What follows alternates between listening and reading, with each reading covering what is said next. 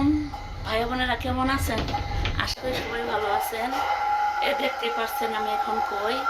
যাই হোক, ভালো একটা জিনিস দেখা যাইছে। এই জিনিসটা হলো, এই যে মনে করেন বাংলাদেশে মনে করে যে এখন যে ঈদ চলে বা কোরবানির ঈদ, রমজান মাস, যে কোনো মাস চলে, তখন তো মনে করে মানুষ অনেক লং টাইম যাতায়াত করে।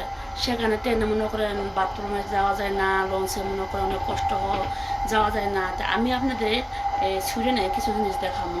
যে আমি এখন আছি এখন ট্রেনের ভিতর, ঠিক আছে?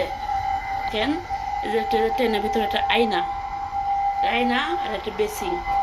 বেসিং, এই যে এখানটা পানিও আছে, দেখেন এই যে পানি পড়াই, আর এখানে হাত ধোয়া, এই যে যে হাত ধোয়া, এটা হচ্ছে মনে করেন হাত ধোয়া মেশিন, ঠিক আছে? আর এখানে হাত শুকানো, হাত শুকানো, আর দেখেন টিস্যু পেপার, এই যে টয়লেট, ঠিক আছে? এই টয়লেটে ফাঁস করে এই জায়গায় দেখেন, টয়লেটটা কত সুন্দর দেখেন, দেখতেই পাচ্ছেন টয়লেটটা এত সুন্দর। আর এখানে মনে করেন যে যে জায়গায় মনে করেন যে যে জায়গায় চলাফেরা করুক, যে কোনো ট্রেন করুক, ডাইরেক্ট ট্রেন করুন, লোকাল ট্রেন করুন, সব ট্রেনেই মনে করেন এরকম টয়লেট বসানো আছে। মনে করেন কারোই কষ্ট হয় না। কেউ যদি চলাফেরা করে বা দূরে কোনো জার্নি করে বা কাছে কোনো জার্নি করে, সে জায়গা মনে করেন কোনো কষ্ট হয় না।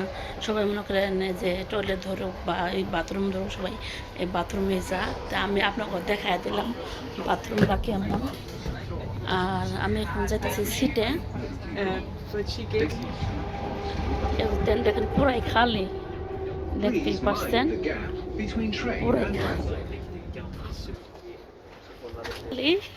আমি আপনাকে দেখালাম যে সুইডেনে এত সুন্দর মনে করেন ট্রেনের ভিতরে টয়লেট আছে এবং রাস্তাঘাটও আছে, কোনো সমস্যা নাই।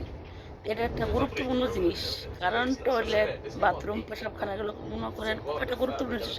এগুলো কয়ে বেরিয়ে আসে না, যেখানে সেখানে আসে। আর যেখানে সেখানে আসে বলেই এগুলো মনে করেন বানায় রাখছে। সবাই ভালো থাকবেন। আর ভিডিওটা কেমন হয়েছে কমেন্টে জানাই দেবেন। আসসালামু আলাইকুম।